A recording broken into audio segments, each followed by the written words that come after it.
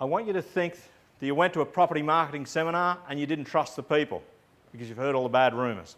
So you've gone to real-estate.com. You've found an agent, and the agent says, and we'll call him, he's from Ray Hooker, and the property was available at $380,000. But because the vendor's in a very desperate situation, he's a wonderful real estate agent, he's going to get it to you for $350,000. So you are saving $30,000. Currently, we'd think that's a great deal, correct? Most people would say, yeah, I'm saving. They've seen the sales there. Yes, I'm buying at $30,000. So I want you to keep that in mind, that you're saving $30,000, because then I'm going to ask you whether you'd still buy that property. Okay? Because what we allow you to do is to compare any investment property. So if we go in there, Wes, you set your maximum borrowing capacity. Righto? So if you set your maximum borrowing capacity, you know what it's going to be. Put in your deposit amount, so if we leave that at 0 and we put in the interest rate down there at 5%, okay, then you have to basically tick whether it's interest only or not. And second of all, we'll put in your income, because this is putting in your profile. Your profile is very different to everybody else's. Right? If you're on different income, it affects your tax deductions. The second thing here is where you have to put in the capital growth. Now, it's very important that the real estate agents, the financial planners, the accountants don't put in that capital growth. If you do, you are suggesting to the people what's going to happen.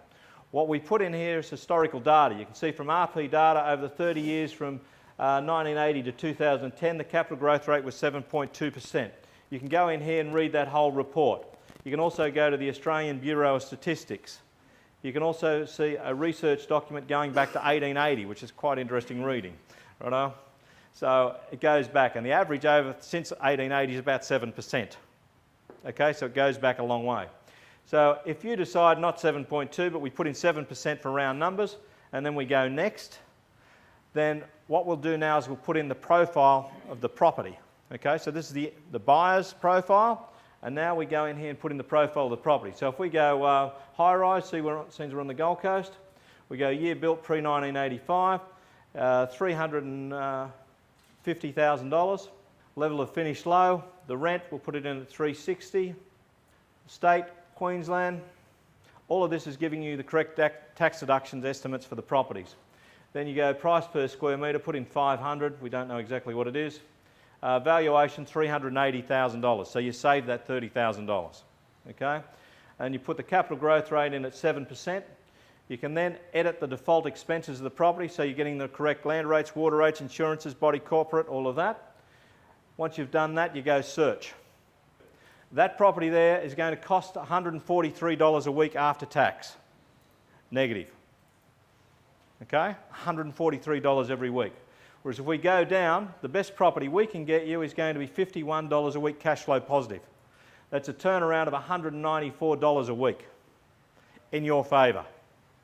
$194. Who would like to know that as a potential investor? I'd suggest out of the 175,000, every single one of them.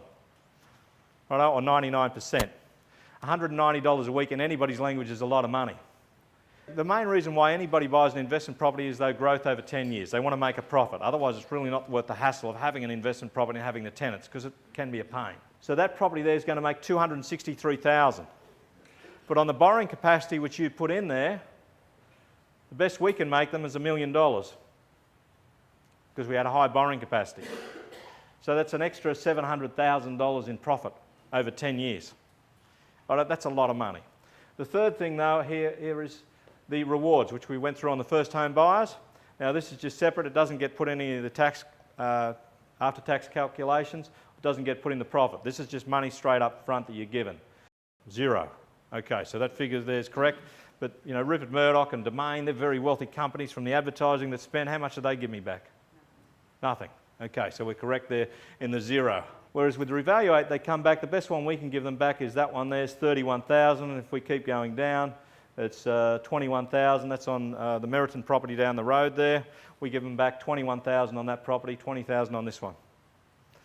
So overall, we can save people $190 a week after tax, make them extra $200,000 to $700,000 in profit, and we give them back $20,000, $30,000 up front. So, okay, hands up, who'd buy that property off her originally, if that was there? Would anybody buy it? You saved $30,000, remember? Anybody? You'd probably have to get it, who'd buy it at 300? You might start looking at it there. 250, you'd probably look at it, but your chances of getting it down to 250, 300 are zilch. It's a dead deal. Right? And here's the point. We're just showing people how to do that, because what happens here is you can also, we force you to do a national search at that stage. And the national search has got every property in Australia. You can now refine the search down, but it doesn't bring it down in the results thing. It still allows you just to compare that local property against the best in Australia, so that we're not distorting the outcome to the buyer. Because if we go to charts, those top 8 properties are the best in each one of our metrics. The last property here is the one we're comparing. So if we go down to the charts now, you can see here your property was this one here, I, which had the worst 10-year profit estimate, had the second worst cash flow. It also had the 0 rewards. It had the worst tax saving over 10 years. It's got the second worst growth percentage terms over 10 years. Net rental return is the second, third worst. Price per square metre was okay. These people haven't put a valuation in, so they've got 100% discrepancy in there. So you've got a valuation. So if nobody would buy that, we can now get rid of that property. So if we get rid of that one there, we go remove from shortlist. You can now start to narrow it down. You may decide you want to buy this one over here because it's got the highest capital growth. But then you look at it and you say, hang on, it's got 0 cash flow. This one here's got a little bit less. I'd rather buy this one because it's got cash flow positive and I make almost as much money. And here's the thing, every person in the room would now start to pick a different property because they've got different criteria.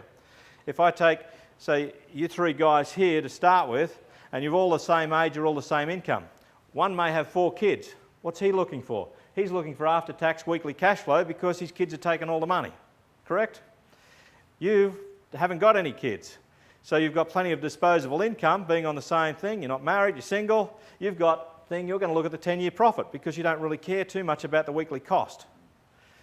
Martin, on the other hand, he's been overseas, he's wasted his money, he's single, he's gone and spent money on credit cards, he's got to pay off his debt. He's possibly going to look at here which way he can pay his credit card off with.